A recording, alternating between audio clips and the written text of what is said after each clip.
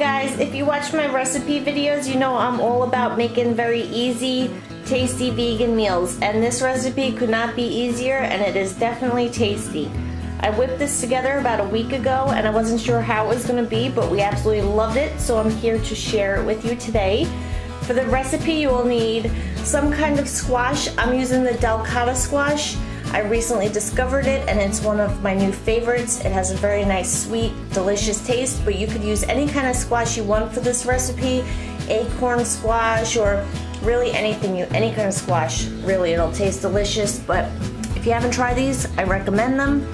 And I am using 2 cans of white beans and a can of pumpkin.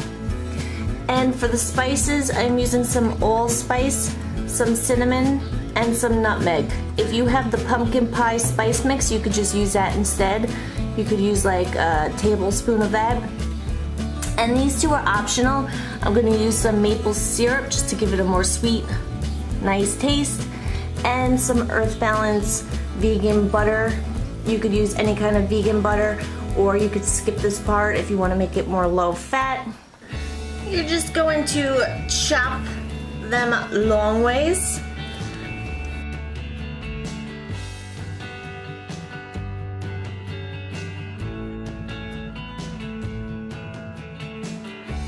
So I just put them on a baking sheet, lined it with aluminum foil, and this is optional, but I like to sprinkle a little salt inside of them, just a little bit to give it extra flavor when it cooks.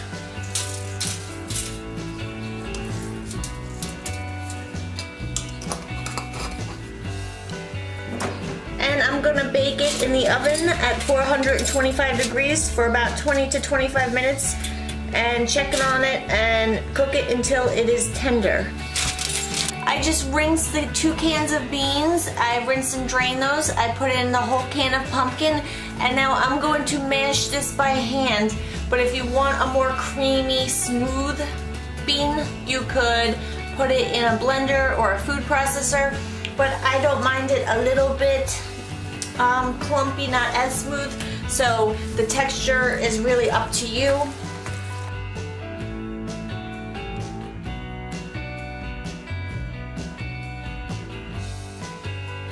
So I just mashed that up pretty good. I gave it a little rough mash.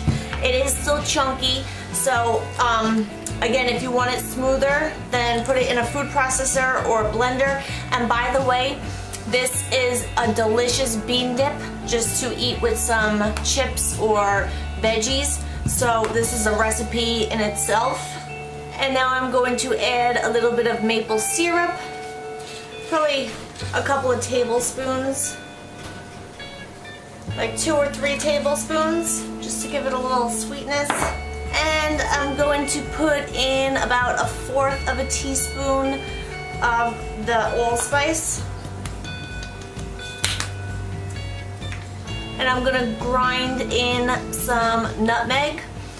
If you have, fresh nutmeg, you could just grate some in. So I'm just gonna give it a few twists. Again, it's probably 1/8 to 1/4 of a teaspoon of nutmeg. And for the cinnamon, I'm going to use about 1 to 2 teaspoons, or like 1/2 tablespoon. Just like always, I'll have the measurements and recipe in the description down below. And now I'm just gonna mix that up. I just took them out of the oven. They've been cooking for about 20 minutes, and you want them when they're nice and tender. And now this is the part that's optional, but I'm going to put a little bit of soy butter, a little spoon of that on each one, just to give it a little more of a deliciousness. And here it is, all finished. I just took a couple spoonfuls of the bean mash and put it inside of the squash, and I am serving it with some broccoli. This is a very easy, delicious meal. It may sound like a weird combo, but I think it is absolutely delicious. So let me know if you wind up giving this recipe a try. Thanks for watching and enjoy.